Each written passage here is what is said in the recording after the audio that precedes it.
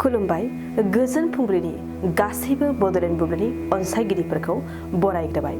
दिनै 27 जानुवारि शुक्रबारनि फानजामुथिखौ फरायथिनो लादों आं गेवलां हाज'हारिया।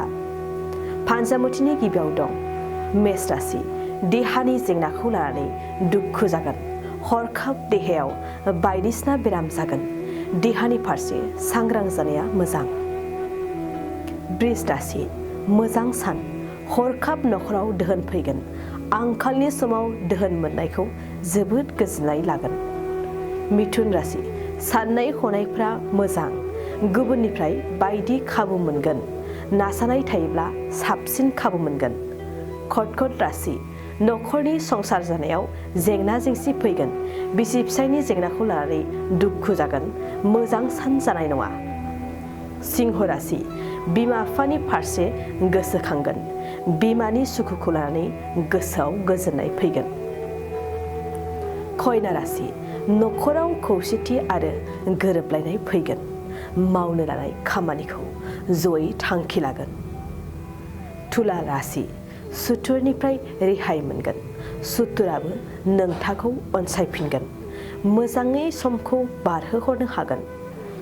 वृश्चिक राशि। सोरनिबा मुं लानानै जेंना फैगोन। गुबुनजों सावरायजागोन। गावनि गोरोन्थि मावफ्लांनायखौ सिमान लानाय नङा। धनु राशि। नखराव गासैबो मोजां अनलायनाय आरो खौसेथिया बांसिन जागोन। बिमानि फारसे बांसिन अनखांनाय फैगोन। मकर राशि। मावनो लानाय खामानिखौ सिगां सानग्रो। गोसोनि हास्थायनाय आरो लुबैनायखौ धैर्य खालाम।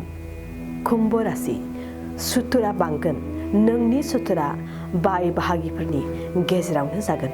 सानै हयै सोलिनाया नोंथांनि साबसिन। मीन राशि। गावखौ फसंथानो हागोन। नाजानाय थायोब्ला हरखाब खामानियाव जाफुंसारनायनि मिजिं दं। दिनै सानसेनि राशि फरायथियाबो एसेनोसै। आसा खालामो नोंथांनि दिनैनि साना मोजाङै मोजां थांगोन। बेखौ बड'लेण्ड बुब्लि नखरनिफ्राय मिजिंथिबाय। गोजोन्थों।